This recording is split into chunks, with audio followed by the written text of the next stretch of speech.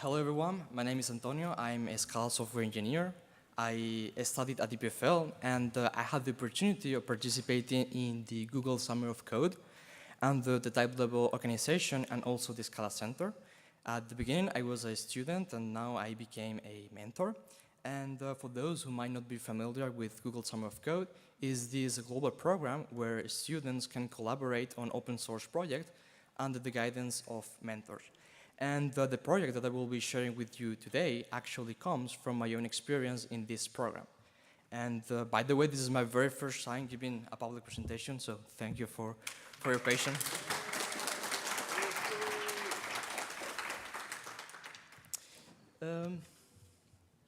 Before we dive in, I really want to say thank you to two amazing people, Arman Bilge and Daniel Spiewak.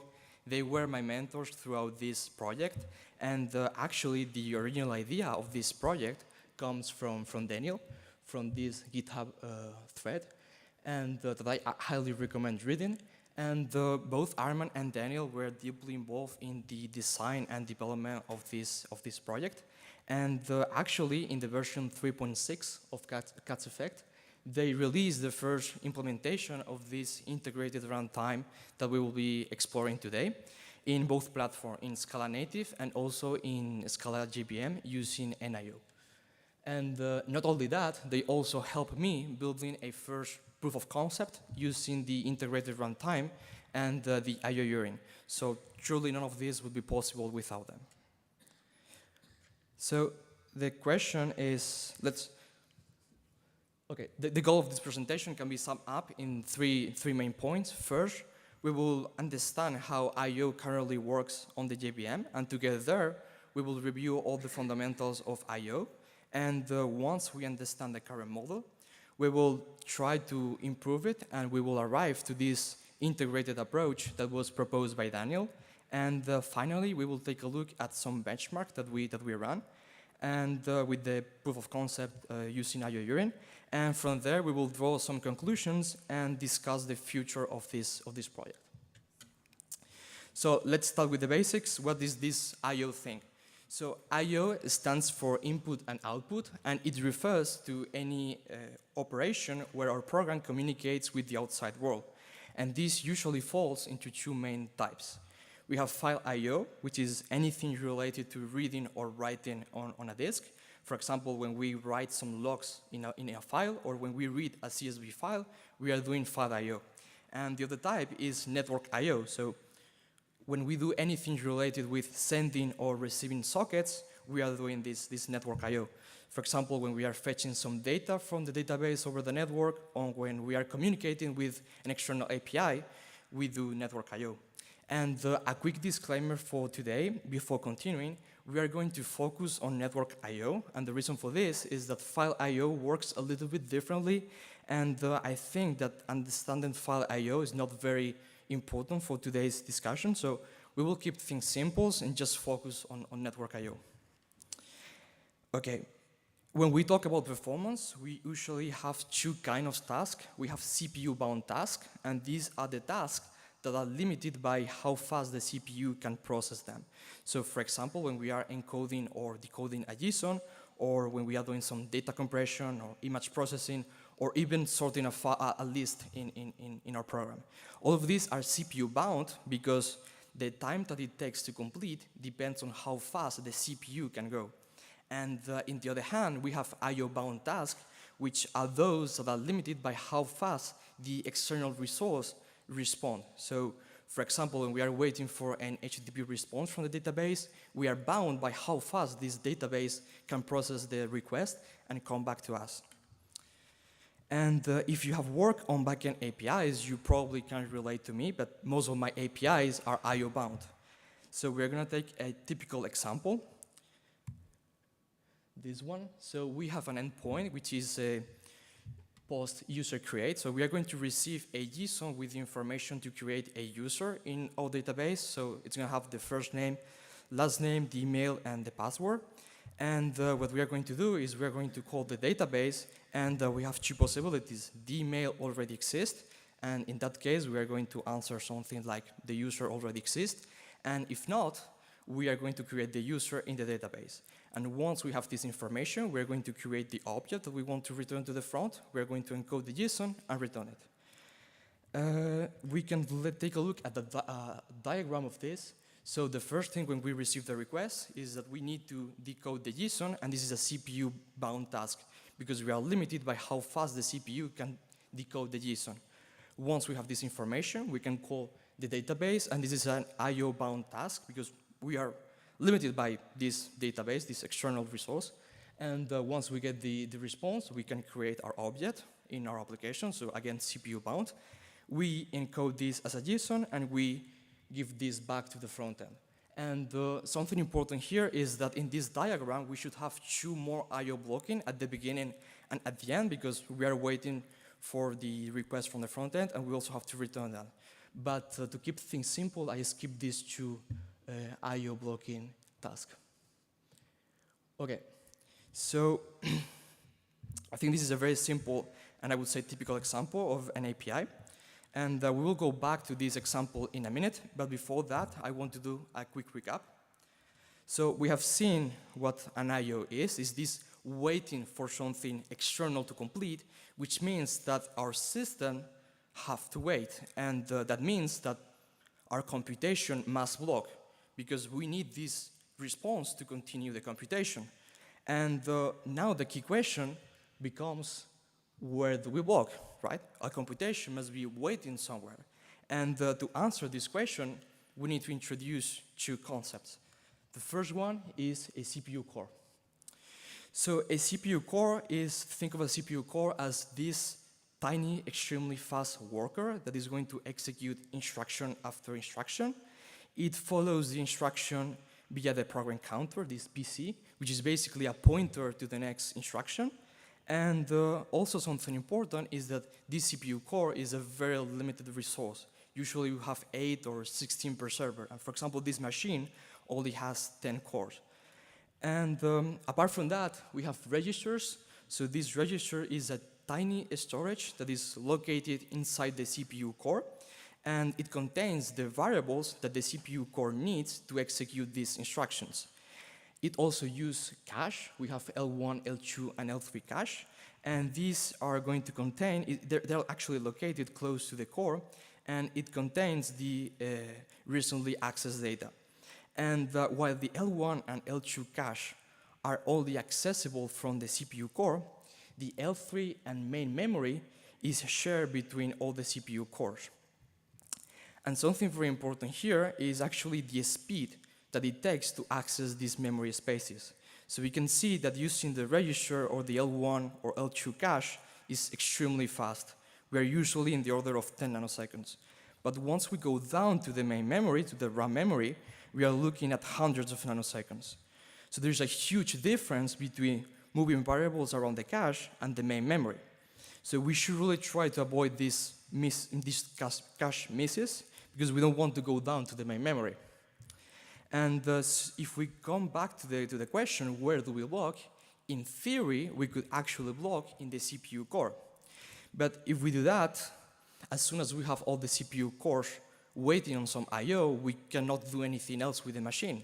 So we really want to avoid blocking the CPU core. And the way that we can avoid this is by introducing the second concept, which is a thread.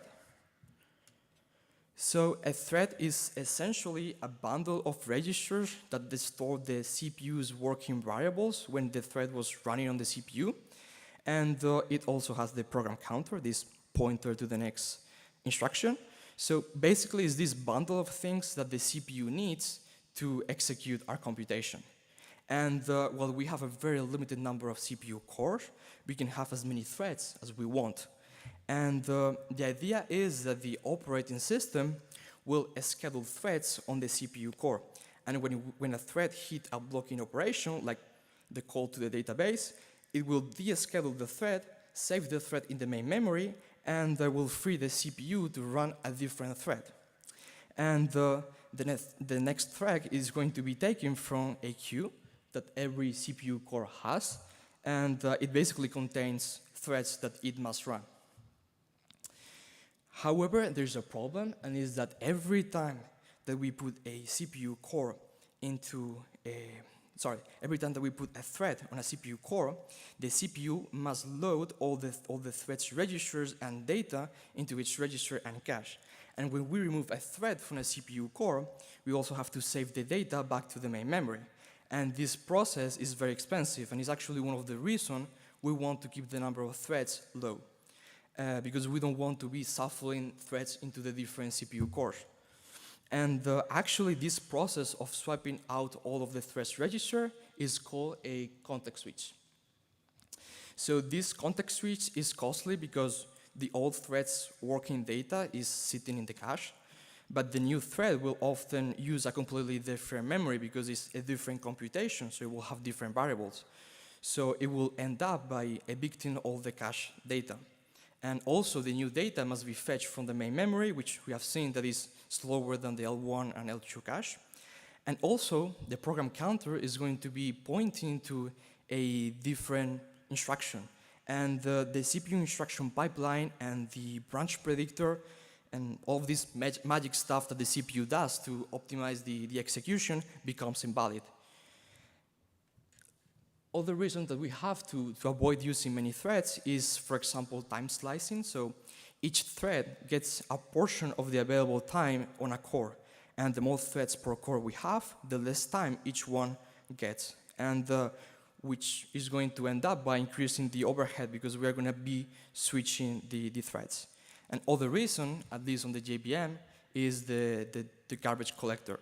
So the garbage collector must go through each one of the threads to do his work, and the more threads there are, the longer it's going to take for the garbage collector to do his job.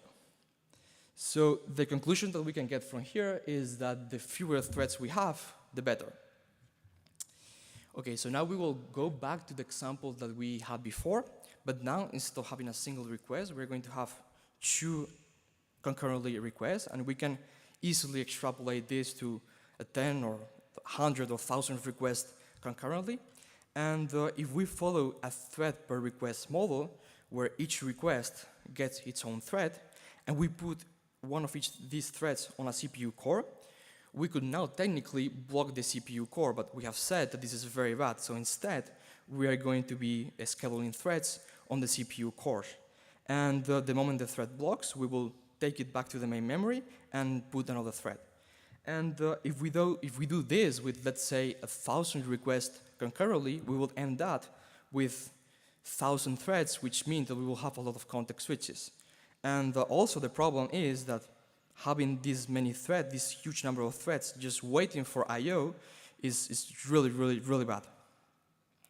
So with this, we can say congratulations to us. We have invented the thread per request model, and this is actually how some frameworks like Spring Boot work.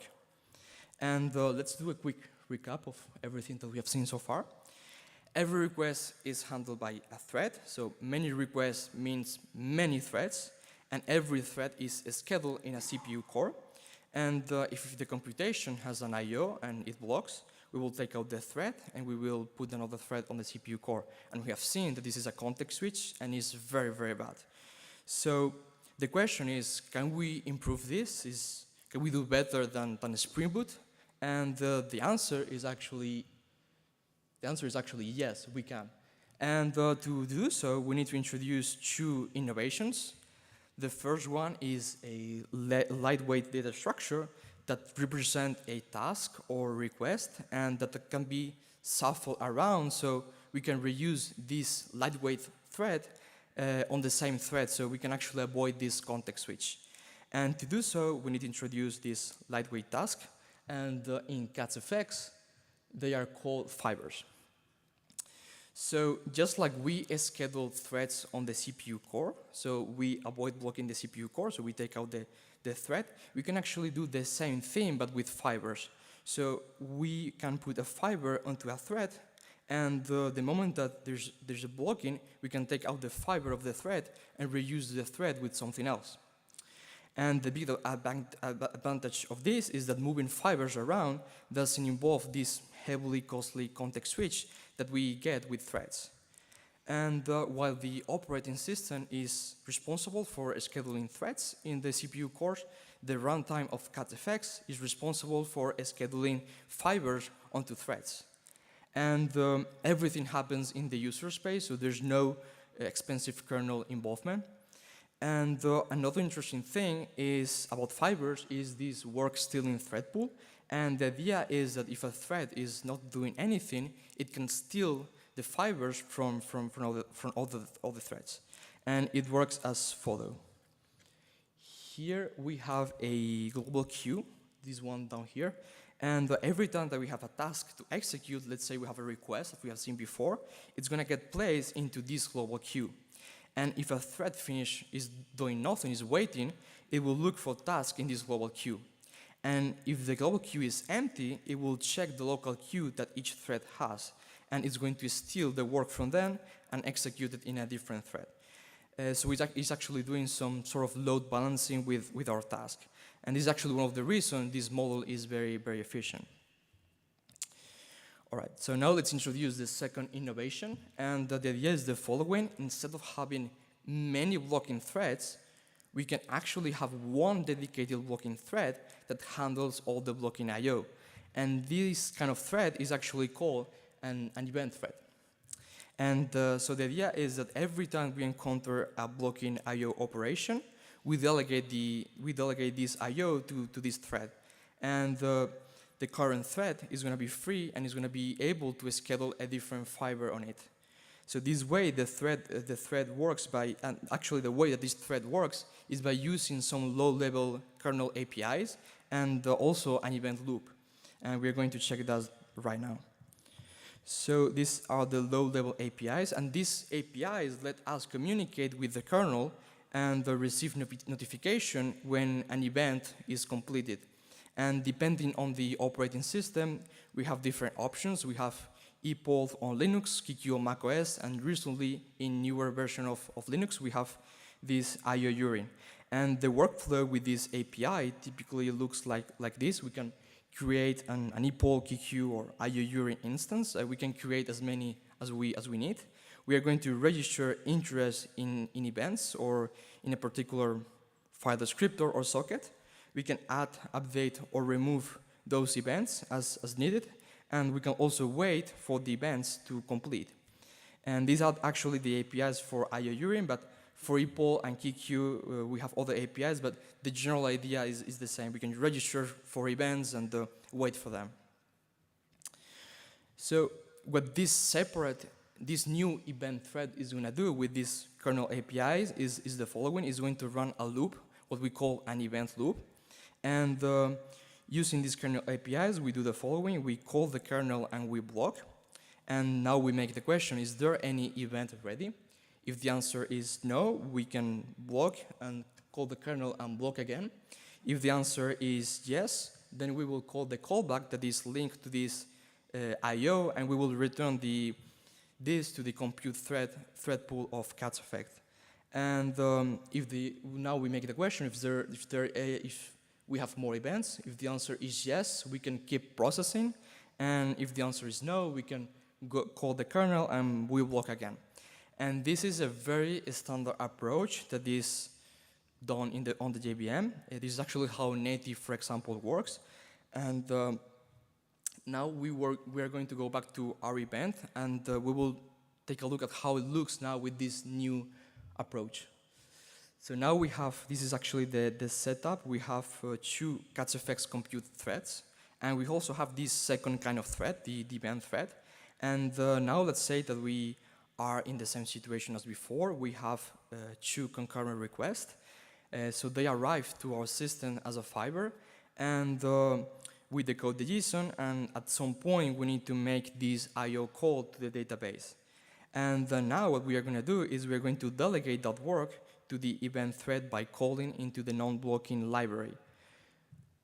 So let's say NETI or NIO or whatever to register interest, and now we can actually suspend the fiber, so the compute thread 1 and 2 are free, and we can schedule a different fiber. So for example, we have task 1 and task 2 that could actually be two new requests for our example. So at some point when the I/O completes, we are going to call the event, once they complete, the event thread runs the callback, and they will put the response in the global task queue of catch-effect, so not the original thread queue, but the global queue. And a random compute thread is going to pick this task. And it's probably not the original thread that is going to continue the computation. So here we have a problem, and is that the blue fiber started in the thread 1, but now it's resumed in the thread 2.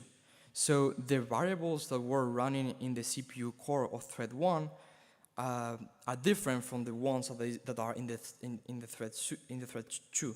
So we have to fetch them from the main memory, which is slow. And here we are suffering from some sort of context switch, but it's better than with full threads because we are moving fibers instead of threads. But still, there's an extra overhead. And also, something important is that if we have more threads than CPU core, the operating system will be switching from the event thread and the compute thread back and forth, which is a context switch. And something interesting is that when an event thread is not in the CPU, we are not receiving notifications. So in the same way that if the worker thread is not on the CPU core, it's not executing any work. And this can be very bad, especially for the notification, because if we have to wait for the thread to be scheduled, we are adding latency to our API, because we have this contention. And this is actually one of the reasons we have to be very careful when we configure the number of threads in our application. And this is also actually why you might have seen that if we have an 8 CPU core server, we have 7 compute threads, and we have 1 dedicated event thread to handling the events. All right, so with this, we have invented catch-effects, and this is actually how modern FX system works. And let's try to make a quick recap of everything that we have seen so far, which is a lot. So we have our computation or request that is in a thread, and we can put this thread on a CPU core. So it's at the execution, and at some point, our requests have to block. And because actually we have to wait for this response from the database. And we have said that we don't want to block the CPU core because it's a very limited resource, and we really want to avoid this. So instead, we take out the thread, and we allow the CPU core to schedule a different thread. But if we do this, we will end up with many threads just waiting, and we have seen that having many threads is actually very, very bad.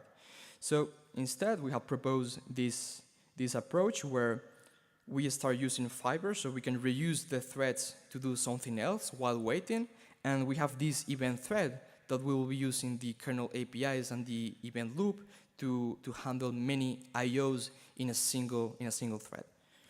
And this is actually very good, but now the question that we want to make is, can we actually do any better? And I guess that if we want to do better, given the big picture of our problem, we need to avoid these context switches. And the first context switch that we actually have is this moving fibers between threads, and then moving the event thread and the compute thread from the CPU core. So what if we didn't have to talk to a different thread every time that we have an I/O? If a fiber needs to wait for some I/O, what if we didn't rely on a different thread to do so? And to achieve this, we need to know that in catch-effects, every worker thread do a sort of loop. It's actually called a worker loop. So in a very high level, this thread is going to be doing what we have seen before. It's going to be scheduling fibers onto threads, and it's going to look at the global queue and local queues. It's going to do the stealing, and if there's nothing else to do, it's going to wait. And now the thing that we can do to improve this is, what if we could mix both of these events? What if we can do the I/O and the compute on the same kind of thread, so we can avoid having the event thread and the compute thread on our system? And surprisingly, as Arman explained yesterday in his presentation, Node.js has been doing this for a very long time. And it has been doing it with something that is called libUB. libUB is a single-threaded runtime that is being used in Node.js. And the thread must handle both things because it's a single-threaded runtime. It must handle the IOs and also the work. And doing this, each thread will have the ability to check for readiness, and it will be able to track his own file descriptors of the fiber that is running on this thread. And the interesting thing is that our worker thread is already doing a loop, so why not we take all of this libUB loop and we put it in our worker thread loop. And libUB is the cool thing about libUB is that it's not wasting any thread because it has only is single threaded. And the problem is that in CatFX we know that it's this multi-threaded framework. So the idea, so how can we go from single-threaded to multi-threaded? And to do so, what we are going to do is in every single thread that we have in our CatFX application, we are going to have a worker thread that is going to be running this libUB loop. And what we are going to do now is we're going to steal the task between the CPU in the same way that we were doing it before, in a very natural approach for CatFX.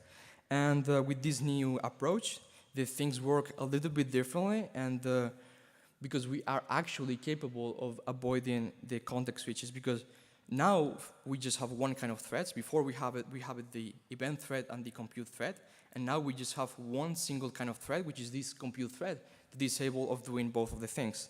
So this is actually the way that we remove one of the context switches. But concerning the fiber context switch, we have two possible scenarios.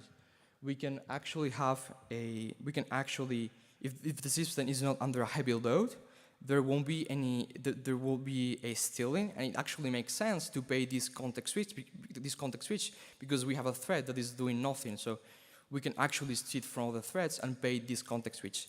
But if the system is under a heavy load, there won't be any stealing because all of the threads are working, and in this case, the fiber will be actually resumed in the same thread that was started. So we won't have any context switch, which is really, really, really amazing. So this is actually basically the how we have solved this problem of the context switches. And also another interesting thing that I wanted to talk about today, and is actually about the I/O urine. So why is the interest of I/O urine? Why we are interested in this thing? So we have said that we want to keep fibers local to a thread, and we also said that we want to keep a thread local to a CPU core. And I/O urine is special because we have these rings, the completion queue and the submission queue, that are thread local data structure. They're also local to the thread. So when we enqueue a I/O task, we have to do an ordinary write to the submission queue. An ordinary write is just a simple write, and instead of making a syscall, we just make this simple write, and the kernel will pick this I/O task at some point. So also having this ring data structure per thread is really, really cool because we have this amazing coordination. And when we receive the response from the kernel, we also write this information in the completion queue, which is also a normal array, and we simply do a simple reading.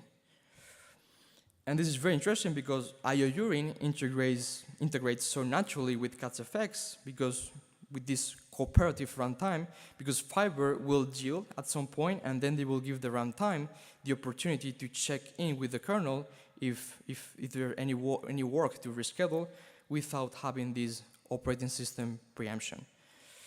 So all of this cool stuff will bring us to the results of the benchmark that we did. So one of the members of the communities, Joel, runs some benchmarks using Tech Empower, and Tech Empower is a very well-known platform for doing benchmarks. And the test that we were running was this JSON serialization, amongst many others. And the idea is the following: we're going to create a server using HTTP4S, and in our case was using Ember. Ember is this pure functional implementation of HTTP. And we are going to be receiving as many requests as we can to our server, and our server is going to take the request, it's going to encode a JSON with the message hello world, and it will return this. And we are going to be measuring how many requests per second our server can handle. And a very interesting thing about running this test is that we didn't change a single line of code in HTTP4S. We simply changed the runtime, which is cats_x, and the I/O layer, which is FS2. And it's actually very beautiful because it shows the power of type-level stack and functional programming, where we have all of these powerful abstractions and composition, and we just need to change the layer that we need. So here we have the result, the baseline benchmark. We were getting around 90,000 requests per second, and with this new integrated runtime and I/O urine, we were able to multiply more than 3 times the speed of the Ember server, and we were getting almost 300,000 requests per second. And in theory, if this number applied to all the system, it suggests that this is now 2 times faster than Peko HTTP, which is really, really, really amazing. Okay, so what is the future of this project? So right now we have done this proof of concept using I/O urine. We have also released the EPOL and KQ on the JVM using NIO in the version 3.6 of cats_x. NIO is an abstraction of the EPOL and KQ API, so we are not calling the native C code APIs directly. And in the future, we want to support EPOL and KQ directly. So instead of using NIO, we want to call directly the C code. And for doing this, we have 2 possibilities. We have GNI, which is a typical way of doing it in the JVM. And in the JDK 21, they propose a new way of doing this, which is Project Panama. It's actually a new, easier, and more performant way of calling C APIs, and we are exploring these things. And for the Scala native, we already have support for EPOL and KQ, and we only have to work on the I/O urine integration. And the idea with all of this is that when we are using cats_x, it will automatically pick up the best option for us. So if we are in a new version of Linux and Java, we might be using I/O urine with Project Panama. But if we are in an older version of Linux, we might be using EPOL or something else. And basically, you will have the best option out of the box. And of course, we will still be able to override the polling system to all the options, or even with our own implementation. So I wanted to give a small conclusion saying some of the morals that I get from this story and working in these high-performance systems. I think that the real difference often come not from micro-optimization low level, like using GNI or Project Panama, but from making the right big picture choices. Like we have seen that cores are very limited resources. So we think that everyone is important. So we are matching the number of cores to the number of threads. And we have also seen that locality wins. When we keep fibers and data structures and the work tied to the same thread, we get better performance. And we have also seen that cooperation wins.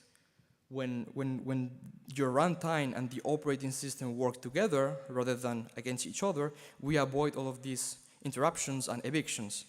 And finally, we have seen that functional programming is actually not slow. We have made Ember, which is a pure functional implementation of HTTP 3 times faster by just changing the I/O. So the limitation was not really the functional part, but the I/O. And as last thing, I really believe that with the right design principles, we can deliver systems that are both elegant and fast. So thank you very much for your time.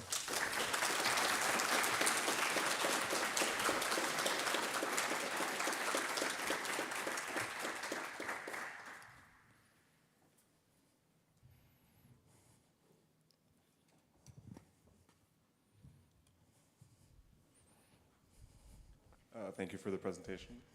So I hope this question is okay.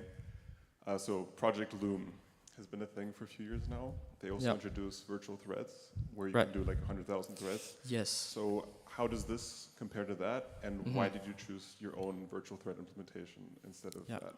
Okay, so I would say that Project Loom was actually, when I was presenting the we went from Spring Boot to something better, which is how effect system works. I would say that probably Project Loom will be something around that area, but when we start optimizing really the number of threads and trying to keep the number of threads low, and the way that we are doing it is very different from Project Loom, but it's actually a good question. And I would say that with this new approach, we are actually doing better than Project Loom, but probably we can talk about that maybe later, yeah. Yeah, sorry, I was a bit confused during your talk. At what point did you talk about the new stuff that you implemented? Because it seems like the first half of it, where you talk about fibers and work stealing, that's how Cats Effect has always worked for years, right? So,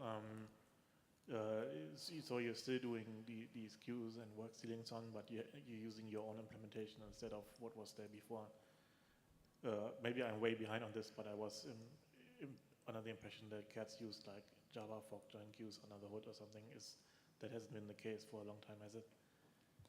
Okay, so actually, when I was trying to go through a little bit like the story of I/O, and we went from, you know, this way of the thread per request model. We went then to the how Cats Effect actually works and how they try to reduce the number of threads. And then we will act when we analyze this model. We saw that there are some context switches, which is this expensive operation. And we realized, and it was actually a very interesting story that Armand told in his presentation, that working with Scala JS and seeing how a single-threaded model works and how it is capable of doing both things, the I/O and also the work, we got the inspiration to actually do the same thing, but in the JVM, because in the JVM we were doing the things with these two thread pools, the one for the events and one for the compute. And we have seen that actually applying this model from Scala JS, we have seen with Scala JS, actually could improve the performance. And it's actually in a very early stage because we are still working on it and working on the implementation. We are still missing the implementation on the I/O URIN, but it's actually looking really, really, really great. So when you say can we do better, that's the point where the new stuff starts. Exactly. Yeah, here, when we are trying to remove the two context switches that we have right now.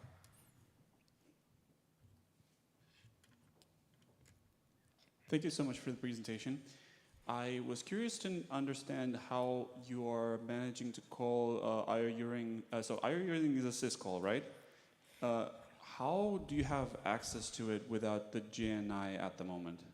Okay, yes, that's actually a really good question. When we were working on the proof of concept, we found actually another Summer of Code project where they were working with GNI to bring the I/O URIN into the JVM. The problem with this library is that it was also doing many other things. That was adding some overhead to the prototype. And the idea will be to actually do all of this GNI work in FSU, so we can actually, we don't depend on this library, and we are only using the things that we really need for our application, and we don't have all of these extra overheads. And will this require a specific operating system for this particular project to work? I mean, not all Unix kernels will have access to that syscall. Yes, exactly, good question. So actually, I/O URIN was introduced in the kernel of Linux in the version 5.1, and I think it was in 2022. So you will need a newer version of the Linux kernel if you want to use I/O URIN. If not, you will automatically fall back to the EPOL, yeah. So you'll have a fallback. It won't crash the application if you don't. Exactly. When you start your application, it will detect your operating system, and depending on that, it will decide what is the best choice for you. All right, thank you. Yeah, sorry, in that same vein, so the distribution of cats will include native binaries, and we can rely, are the native binaries available for all platforms? I don't know, ARM64 and whatever. Yes, exactly. We want to support all the platforms, exactly. It will take times, but that's actually the idea, to support all the platforms, yeah.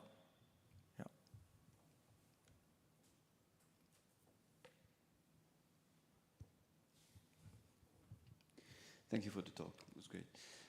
What's the minimum you need for something like this to work? Let's say if you had 2 ring buffers, one for incoming message, one for outgoing message, would you be able to do the same?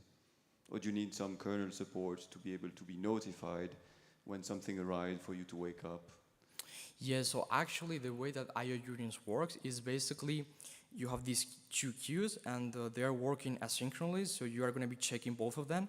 And when you have to do, before you were doing a syscall, but now you don't have to do this syscall. You basically have to write on this submission queue, which is a normal array in memory, and the kernel, it has his own mechanism to take this task, and it will do it in batch. So let's say that you put 3 or 4 requests to this submission queue, it will treat all of them in batch, and at the same time you will have the completion queue that will be constantly checking if there's any event ready to continue the execution of the computation. Okay, so what you say is the completion queue, you basically pull it on a regular basis. The completion queue, yes, exactly. Exactly, you have to pull this completion queue, yeah, when you are doing the pulling mechanism.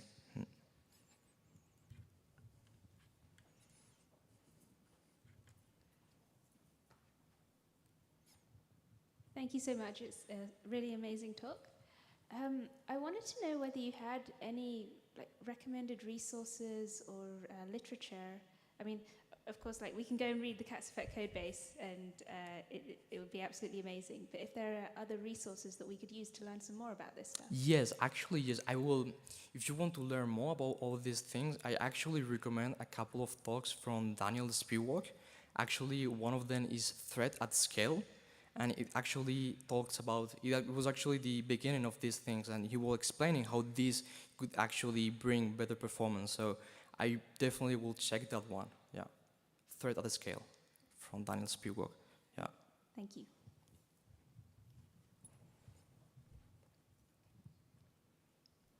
Time for lunch. Let's thank the speaker again. Thank you very much.